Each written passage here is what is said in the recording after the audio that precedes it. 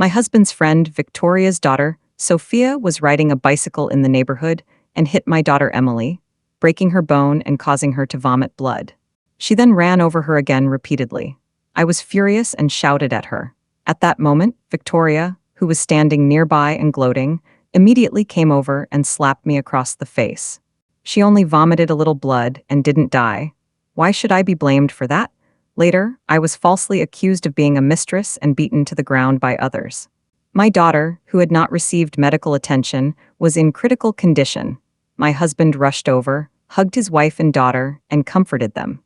Then he turned to me and my daughter and said sternly, "It's just a cut on the lip and a little blood. How could you yell at the child like that? What if the child is emotionally scarred?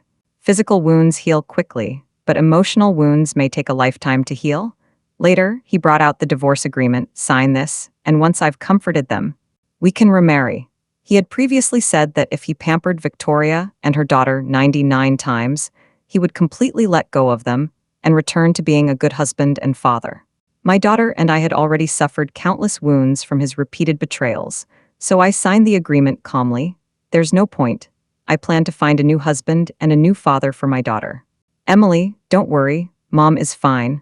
My daughter's face was covered in blood, her tiny body lying limp in my arm. Though she was crying from the pain, she was still concerned about me. My heart was in agony. I hurriedly wiped the blood from her face, my voice trembling as I said, "Emily, be good. Mom is really okay. We'll go to the hospital right away. You'll be fine." Emily was the precious child I had after 2 miscarriages and a stillbirth. After so much effort, she absolutely couldn't be harmed. I didn't have time to argue with my husband's friend Victoria. I quickly dialed 120, but she kicked the phone out of my hand. She hugged her arms, looking at me with confidence. "Isabella, apologize to my daughter." Or else she smiled slightly. "Your daughter is just waiting for misfortune." The people around us had already been drawn to the scene and were gathered in a crowd. It was her daughter who hit someone, yet she was demanding an apology from others. She really had no shame. Not only did she ride an electric scooter, but after hitting someone, she didn't even stop to help. Instead, she ran over them again. This child's heart is truly cruel. She must have inherited it from her mother. That's right, call the police. Let this mother and daughter receive some education. Don't say anything. I heard her husband is very wealthy. Money can solve many problems. We can't afford to provoke her. Don't meddle in other people's business. Victoria sneered with disdain. A 7-year-old child, the police won't do anything. I have money to drag this out. Your child can't afford such an ordeal. After 10 years of marriage, I accompanied Alexander from nothing, enduring countless hardships. In the end, he gave both his love and wealth to that mother and daughter. To them, he is their greatest reliance. Seeing my daughter in so much pain she was about to faint, I could only swallow my shame and apologize. "I'm sorry." After speaking, I immediately picked up the phone that had fallen beside me. As soon as I touched it, a red high-heeled shoe crushed my hand. The pain made me break out in a cold sweat. "You shouted at my daughter, leaving her with psychological trauma. Do you think a simple apology can fix that?" I was desperate and glared angrily at Victoria. "What do you want me to do to let you go?" Victoria's eyes were filled with malice. "If you're going to apologize, you need to show it sincerely. Until my beloved daughter and I are satisfied, I won't let you and your child leave." Emily saw this and rushed over to me, but as soon as she moved, she coughed up blood. "Mom," in my panic, I pushed Victoria aside and ran toward my daughter. But before I could reach her, I was stopped by several mothers supporting Victoria. Victoria, pushed off balance, angrily slapped me again, grabbed my hair, and leaned in close to my ear, saying, "You're so unreasonable. Alexander doesn't like you anymore, and you still don't want to divorce him. Since you're so stubborn, I'll help you out and make your daughter the source of your pressure." Thinking of the divorce agreement I had just written that morning and left on the table, I suppressed the discomfort in my heart. Just as I was about to speak, one of Victoria's friends suddenly kicked my calf hard, causing me to kneel down. I struggled desperately, but was pinned down and couldn't move. Let go of my mother. Emily stretched out her little hands, trying to crawl toward me. I felt desperate and cried out for help to the people around me. "Please help me, call 120, call the police, save my daughter." The crowd, who had been angry moments ago, now lowered their heads, looking uneasy. Victoria walked up to me triumphantly, dialed Alexander's number, and spoke in a pitiful voice. Today, Sophia accidentally bumped into Emily, causing her lip to bleed a little. Isabella wouldn't let it go, not only yelling at Sophia but also hitting me. Now she wants me to kneel and apologize. I'm really scared, Victoria cried out in pain. Emily's small body was kicked flying. Her eyes tightly closed, lying motionless on the ground. I was extremely anxious and couldn't help but shout, "Emily?" Immediately after, Victoria said in a voice tinged with grievance, "Emily bit me earlier. It really hurt," I cried into the phone. "Emily fainted, come help her." But on the other end of the line came Alexander's angry voice. "Isabella, I didn't expect you to be so argumentative. You're also pulling strings behind the scenes. Do you enjoy bullying people?" Hugh and Emily must apologize to Victoria and her daughter immediately. "Or else I won't hold back. No. Please save Emily, I beg you." The phone had already been hung up by Alexander, cutting off my last hope. "Sigh, your daughter can't hold on much longer. If something happens, don't blame me. Blame yourself for being such an unyielding mother. If you kneel down and apologize to me, maybe I'll show mercy and let your daughter live. Right now, I really want to rush over and confront Victoria, but I'm being held down and can't move. My eyes are filled with rage. If anything happens to my daughter, I won't let you off the hook." Victoria suddenly laughed and whispered, "What can you do to me? Even if something happens to that little girl, wouldn't it all be resolved with a statement of forgiveness?" "Do you think Alexander would give me that statement?" I felt like someone had poured a bucket of cold water over my head, and a chill ran through my entire body. Over the years, I've witnessed Alexander's endless tolerance toward Victoria and her daughter, always resolving their issues for them, even when classmates got into trouble. Alexander was the first to step in and help when someone scribbled all over the contract, causing the client to get angry and the company to lose millions. It was Alexander who took responsibility, and Emily and I were even less important to him. Just because Emily called him Dad, Victoria's daughter Sophia gave her an envious glance. And from then on, Alexander forbade his daughter from calling him Dad in front of Sophia, because Victoria's child said she was afraid of thunder and rain. She left her daughter, who was running a high fever and had fainted, to take care of the two of them. The past hurts have made me very clear. I dare not risk my daughter's life. Even if I scream for help, the people around me only show expressions of sympathy, but dare not come to help me. I have no choice. When I bowed my head to the ground like a dog, my dignity was completely shattered. One after another, faces filled with arrogance and contempt. They laughed loudly to suppress me time and again, forcing my head down onto the ground with force. Eventually, my head was injured and began to bleed. Tears blurred my vision and I felt dizzy, collapsing onto the ground like a lifeless dog. I spoke weakly. "Do you think this is enough? Can you please spare me and Emily?" Victoria looked down on me with a mocking expression. "Of course." I sighed in relief. Emily finally had a chance. "That's impossible. That was the previous agreement, but who told your daughter to bite me?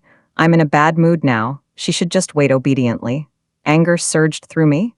Feeling humiliated and mocked, I rushed forward to confront Victoria, but she stopped me before I could act. Her eyes gleamed with malice.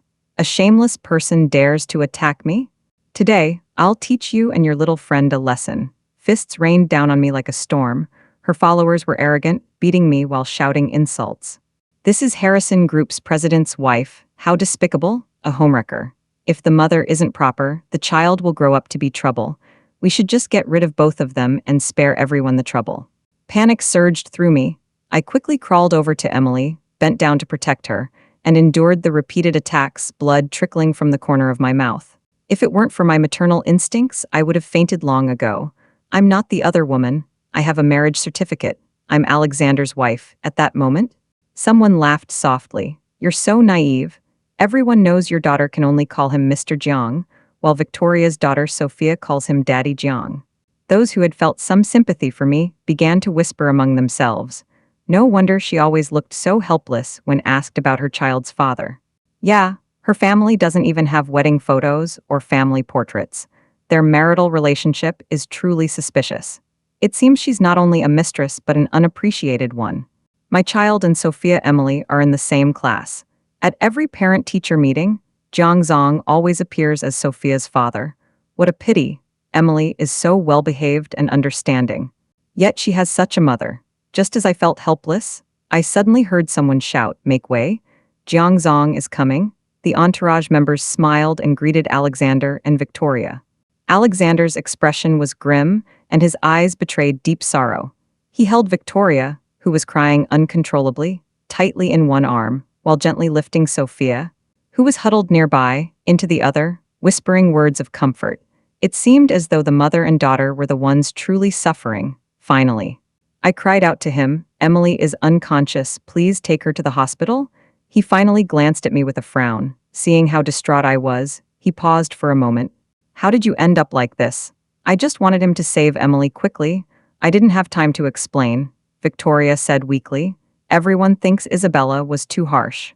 They helped me stop her, and she might have accidentally hurt her. You won't blame me, will you?" Sophia trembled all over, sobbing softly. "Alexander, Dad. Aunt Isabella was so mean. Mom and I are so scared." Alexander's concern instantly turned to anger. "Just because she bit her lip and bled a little, you yelled at Sophia? What if it causes psychological trauma? Physical injuries can heal quickly, but emotional wounds may take a long time to heal. Emily has been taught to act like this by you. She not only bites people but also pretends to faint. Don't think that having a marriage certificate gives you the right to bully them. This time, let it be a warning. In the future, rein in those negative thoughts." Victoria's face flashed with anger before looking pitiful. Watching Alexander turn away coldly, I realized that 10 years of love were irreparable. Everyone finally understood that Isabella was the legitimate wife. It was the first time they'd seen such a domineering mistress bullying the legitimate wife and not caring about the child. 3 days later, in the hospital ward, her daughter had multiple fractures and internal injuries. After several emergency surgeries, she finally pulled through. "Mom, Dad didn't come to see me. Is it because he's busy with work?" Emily's eyes were filled with cautious anticipation, thinking about Alexander's cold-hearted departure and his indifferent words. If her daughter had experienced all this while conscious, how would she have faced it? These past few days, he had been busy spending time with them, taking them shopping, to amusement parks and to the movies. Victoria's social media feed was constantly updated with photos of their outings. They looked like a happy family of 3. Full of love, Emily had been overjoyed 3 days earlier when she learned her father was returning home. She had been looking forward to it for years, hoping her father would finally spend a simple birthday with her. But this small wish remained unfulfilled. The little girl sat alone with her birthday cake, eagerly awaiting her father's arrival, but he never showed up. She even ran to the entrance of the neighborhood to wait, but almost got into an accident. And the father she had been longing for had actually forgotten her birthday altogether, his mind consumed by another child. His so-called return to the family was nothing but an empty charade. I struggled to hold back my tears and suppress the pain, trying to find an excuse to comfort her. But Emily looked dejected and spoke her mind. "Mom, does Dad not love us?" I couldn't help but shed tears. "Emily, Dad doesn't hate you, he just doesn't love me anymore." Emily weakly gripped my fingers and said, "Mom, don't cry. I still love you." On the 4th day, Alexander finally showed up. Emily's eyes lit up, but they were quickly extinguished by Alexander's cold words. "You two are really something. You didn't show up for days and didn't even say sorry to Victoria and Sophia. Sophia has been screaming in fear these past few days. You must apologize today, or I won't come back." He didn't notice Emily's weakness and tried to pull her off the bed. "It's just a little cut on her lip. Why make such a big deal out of it? Don't think you can get away with this." I was so angry I was trembling all over. I couldn't take it anymore and slapped Alexander across the face. "Get out. Do you know that Emily was beaten by Victoria, the perfect mother you admire, until she had multiple fractures and nearly died?" Alexander was about to explode, but froze in shock. How could this be? Then he seemed to think of something. "You're lying to me again." He ignored my pleas and walked over to grab Emily's slender arms. "Stop pretending, go apologize. You're still a good child in your father's eyes." I was pushed against the wall and looked up to see Emily's pale face. Alexander suddenly received a call from Victoria. "Hurry over." Sophia screamed and fainted. He panicked and rushed out immediately. Emily coughed up more blood and fell unconscious. I saved Emily from danger once again. Now I need to make her understand something. "Emily, Dad isn't coming back.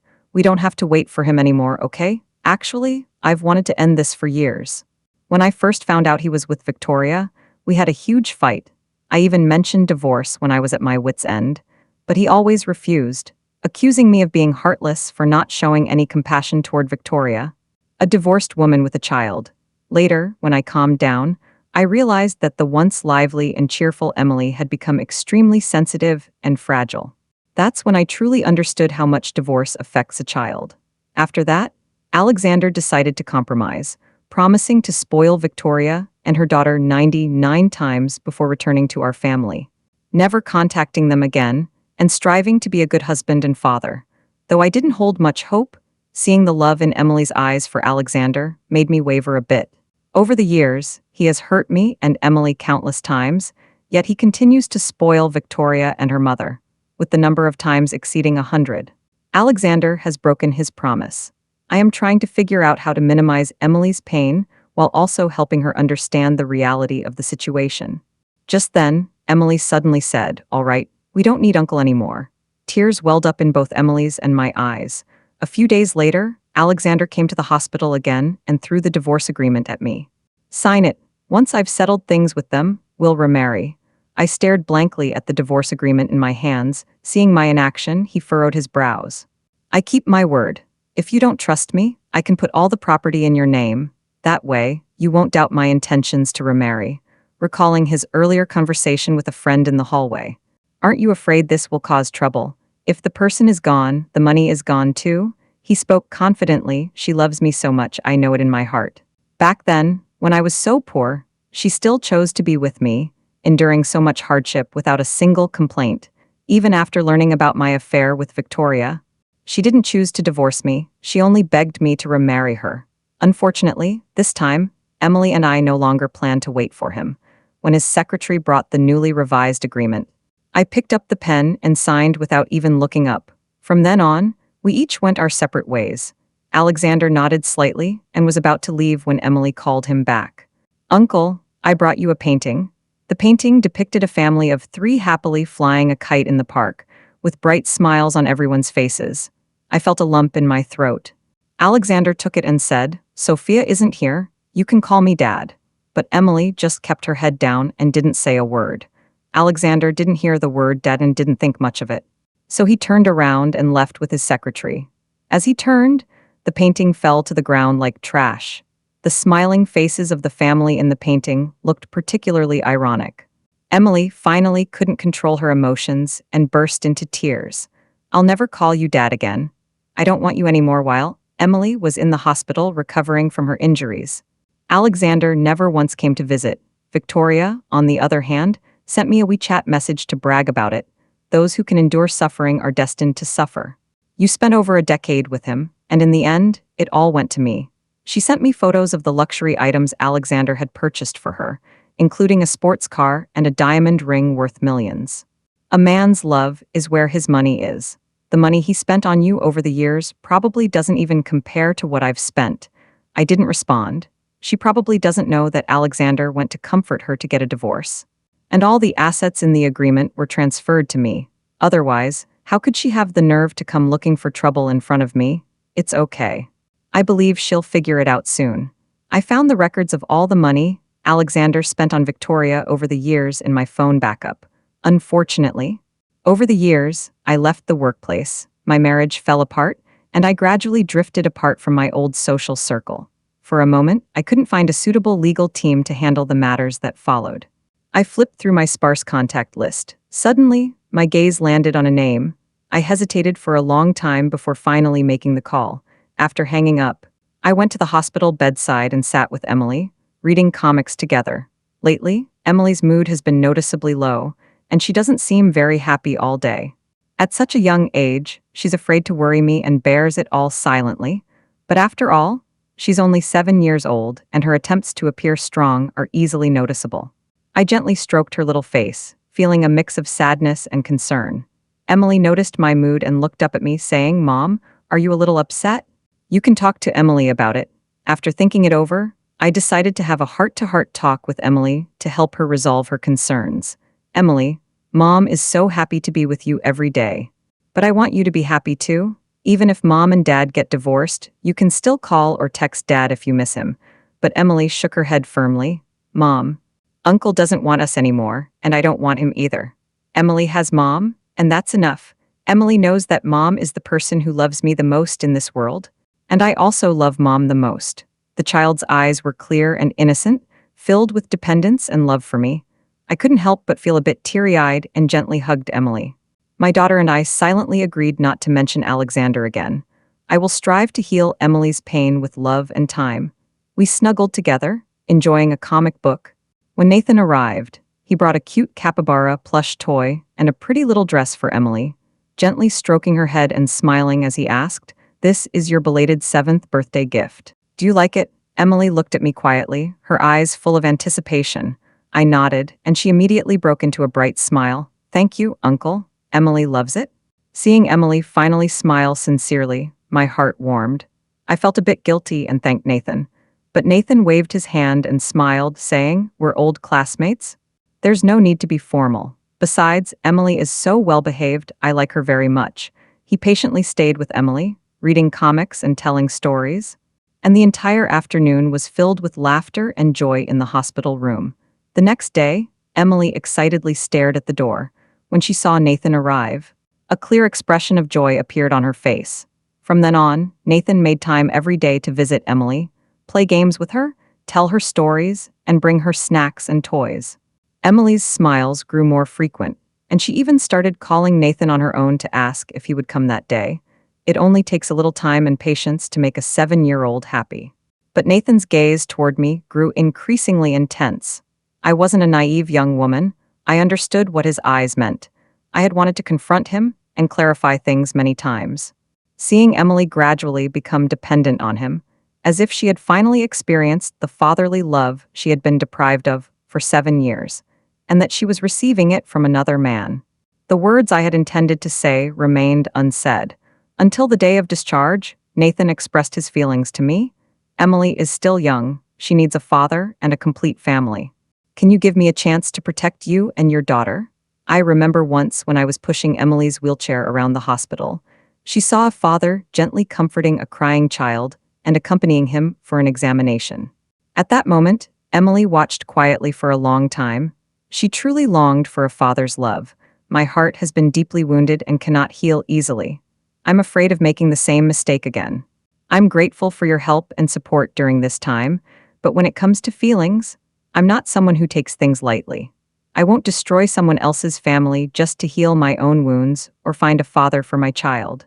Nathan was rejected, yet he didn't get angry at all.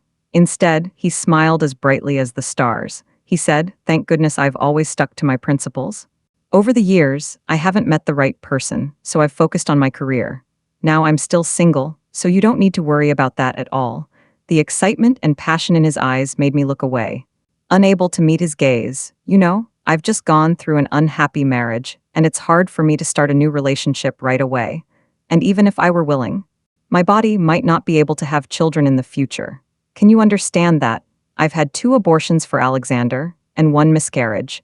The first time was because my career was just starting, and Alexander didn't want a child. The second time happened on a rainy day. I was rushing to secure an important client, working tirelessly, and ended up slipping and injuring myself on the way. By the time I managed to finish signing the contract and went to the hospital, it was too late to save the pregnancy. The 3rd miscarriage happened while I was accompanying Alexander to meet clients. We drank a lot, and in the end, the baby didn't survive. Later, the company stabilized and I became pregnant with Emily. However, the previous miscarriages had made my uterine wall very thin, leading to habitual miscarriages. Additionally, after the previous miscarriages, I didn't rest properly and started working intensely the next day. Therefore, during my pregnancy with Emily, I had to take pregnancy-sustaining injections throughout the entire pregnancy. I even bled whenever I moved. To protect this hard-won child, I had to give up work, lie in bed, and rest until the baby was born. However, Emily was born prematurely and has always been in poor health, requiring my full attention and care. Nathan looked at me and Emily with deep compassion. "I don't mind. Emily is my child. I've waited so long already. Waiting a little longer won't matter. Don't put pressure on yourself. Just follow your heart." After everything was laid out, Nathan became much more relaxed and even let Emily call him Daddy Nathan. Every time he heard that name, his smile was especially bright. You wouldn't have guessed he was a billionaire CEO with a successful career, someone who should exude composure. Emily and I gradually emerged from the shadows of the past. Emily also became more lively and cheerful. Although I hadn't been involved in company affairs for a long time and had grown rusty, I was willing to try my best. With Nathan's help, I slowly began to adapt. Alexander and Victoria were living a happy life, enjoying their luxurious lifestyle. However, as time passed, Alexander felt increasingly empty inside. At first, it was because he felt sorry for Victoria and her daughter Sophia, but more importantly, he felt confident. He knew that no matter how selfish he was, his wife and daughter would always be waiting for him at home. Alexander took out his phone and opened the WeChat chat history with Isabella. He had opened WeChat many times, maybe 10 or even 20 times. In the past, whenever he saw his wife's WeChat messages, he would unconsciously frown. But now, he realized that after so long, there wasn't a single message. It wasn't as lighthearted and joyful as he had imagined. Instead, he felt empty inside. Opening the empty WeChat again, he fidgeted with his tie in frustration. Victoria had spoken to him several times, but he hadn't noticed, feeling ignored.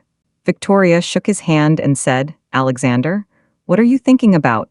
Why are you so distracted?" Alexander was about to brush her off with a few casual words. But out of the corner of his eye, he saw Sophia running around the restaurant. He frowned, about to stop her, when suddenly Sophia collided with a 4 or 5-year-old boy, sending him flying. The boy fell heavily to the ground, hit his head, and started crying immediately. Seeing this, Alexander couldn't help but think of Emily. Before he could say anything, Sophia rushed over and kicked the boy several times. The boy's parents immediately came over to stop her and scolded Sophia harshly. Sophia cried out, "Alexander and Victoria, come quickly, someone is bullying me." This scene drew the attention of everyone in the restaurant. Victoria grew anxious, knocking over the tableware in her haste, and rushed forward to confront the boy's mother. "You're all adults. How dare you bully a child?" Her arm was grabbed midair by the boy's father, who yanked her back forcefully, nearly causing Victoria to fall. The boy's mother, seeing this, was overcome with sorrow and began crying, quickly dialing 120 for an ambulance.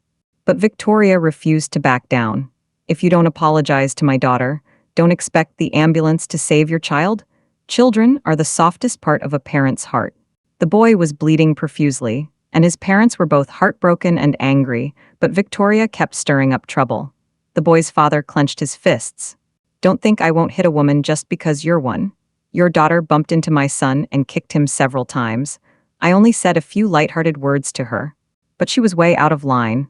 Victoria raised her chin and said disdainfully, "What's so great about your son? He wasn't paying attention, he deserves it. If you dare to shout at my daughter and scare her, I'll make you pay for it and compensate you for your losses." The boy's father couldn't hold back anymore and raised his fist to hit her. Victoria was scared and quickly hugged her head, then immediately pulled Alexander over. "Alexander, they're bullying me and Sophia. They not only shouted at Sophia, but also tried to hit me. You have to stand up for us." Sophia's eyes filled with tears as she shook Alexander's arm in distress. "Dad, it was his fault for not watching where he was going and bumping into me." Sophia was so scared. If Alexander hadn't witnessed the entire scene from start to finish, he almost would have been fooled by this mother-daughter act. He pushed Sophia's hand away in disgust. "I'm not your dad. I'm just your uncle, and we're not related by blood. Go apologize to them." Sophia's eyes widened in disbelief. Victoria looked surprised. "What are you talking about? Why should Sophia apologize?" "They should apologize to us." Alexander's brows furrowed deeper. He knew Victoria had a spoiled personality, but she had never gone too far before. He thought being nice to her was a small comfort in life. Today, he realized for the first time that Victoria might have been acting all along. Her bold confidence might be her true self. Even Sophia's obedience and vulnerability seemed fake. He had seen through the truth, but they refused to admit it and instead blamed others. He suddenly recalled what Victoria had mentioned earlier about Sophia accidentally bumping into Emily. Victoria had only said that Emily's lip was scraped and bleeding, but Isabella had hit her and forced her to kneel and apologize. This situation was strikingly similar to what was happening now. He suddenly wondered if Victoria and Sophia's personalities made their words reliable. Had Emily really just accidentally scraped her lip? Did Isabella really force her to kneel and apologize? Were the injuries on Isabella's face really caused by others being too harsh? And she intervened accidentally. He began to feel something was wrong, and the more he thought about it, the more afraid he became.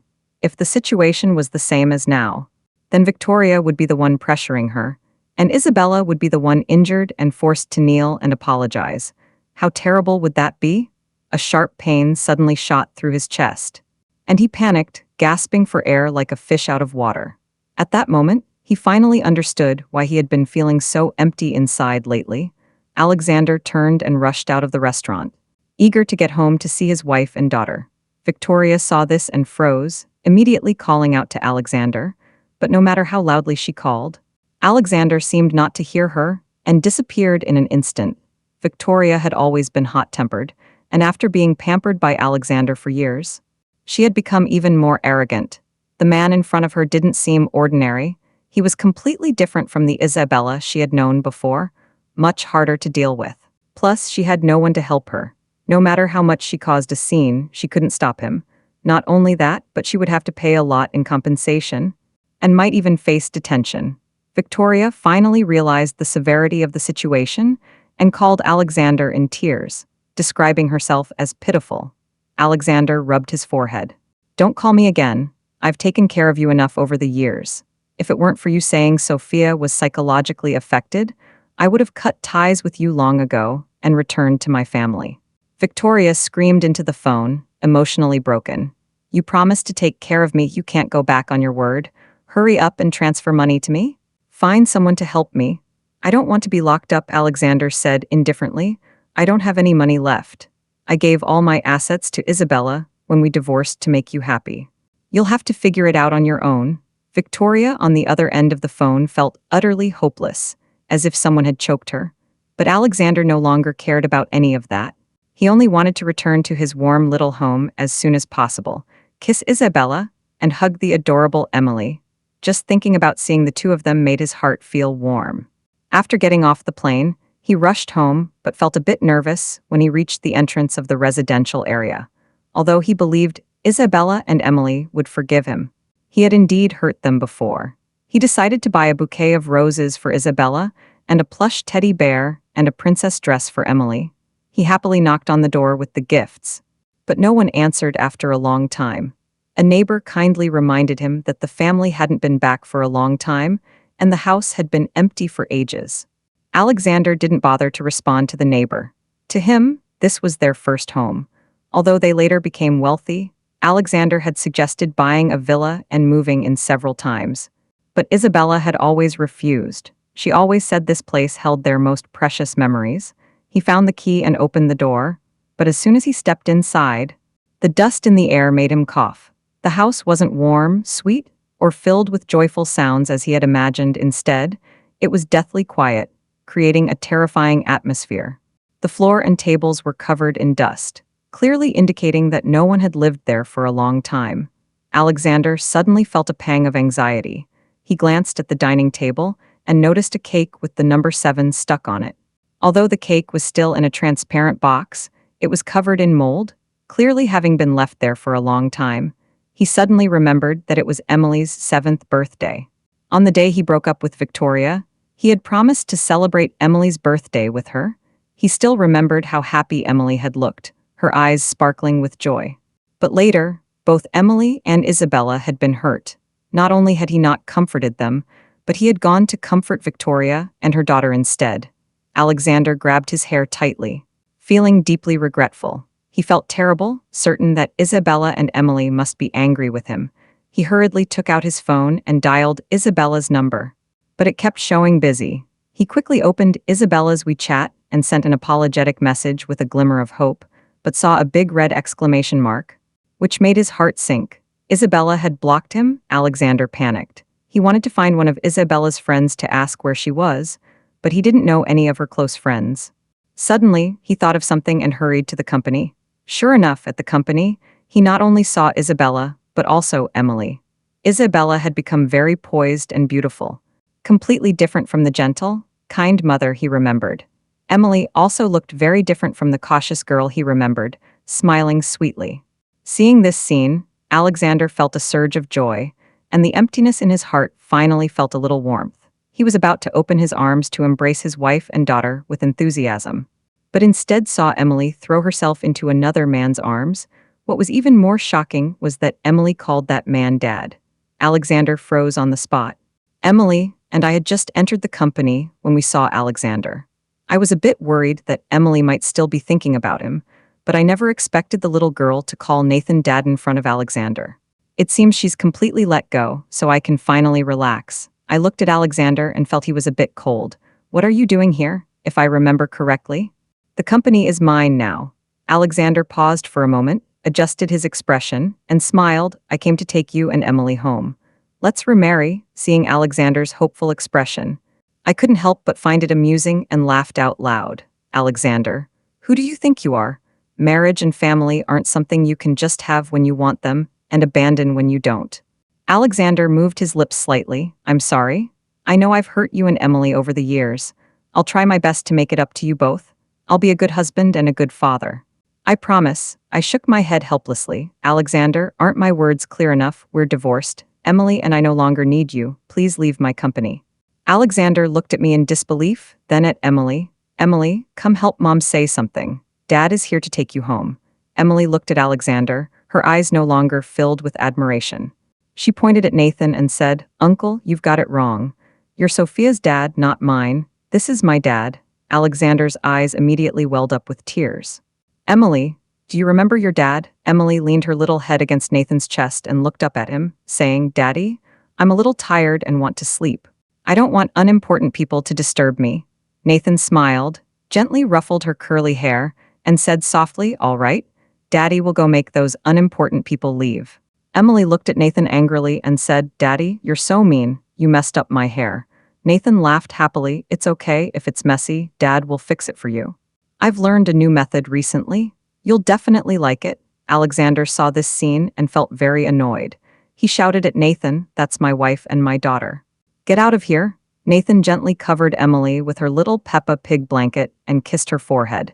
When he turned to face Alexander, his expression changed.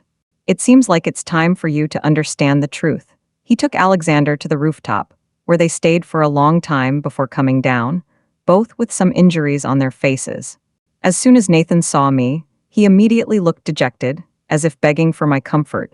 Seeing him like that, I couldn't help but laugh. Alexander had tears in her eyes and said, I'm sorry, I didn't know you and Emily had suffered so much. It was all Victoria and her daughter who deceived me. She said Emily had only scratched her lip. But the outcome was completely different. You even forced her to apologize. I've cut off all contact with Victoria and her daughter.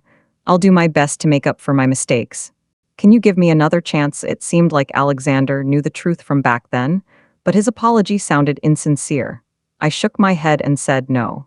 Alexander cried, Why you've forgiven me so many times? Why can't you forgive me this time? His shameless and self-righteous attitude left me speechless. Alexander, do you think Emily and I are robots who don't feel pain? Forgiving you so many times wasn't enough. Emily couldn't bear to lose you and gave you 3 more chances. But what did you do? When Emily and I needed you the most, you pushed us into a difficult situation and forced her to apologize to Victoria and her daughter, despite her just being rescued. These repeated hurts have already drained our feelings for each other. If you keep clinging on like this, it will only make us hate you more. Alexander listened to those words, tried several times to say something, but in the end, he didn't say anything. He just turned around and left silently, his back looking heavy after that. He didn't show up for a long time. I heard he and Victoria were detained for some reason. I showed Emily's medical report and the proof of Victoria's extravagant spending during their marriage. Putting her under a lot of pressure again, Victoria ended up with nothing, not even her once beautiful face, which had once attracted so much attention. After being released from prison, she could only make a living by selling goods at a small stall, but due to her strong personality, her business wasn't doing well, and she often argued fiercely with her daughter over money. Ultimately, Victoria was betrayed by the child she had raised. During an argument, her daughter Sophia driven by anger, stabbed her with a knife, and both of them were ruined. Emily and I have always lived a happy life, and our future will only get better.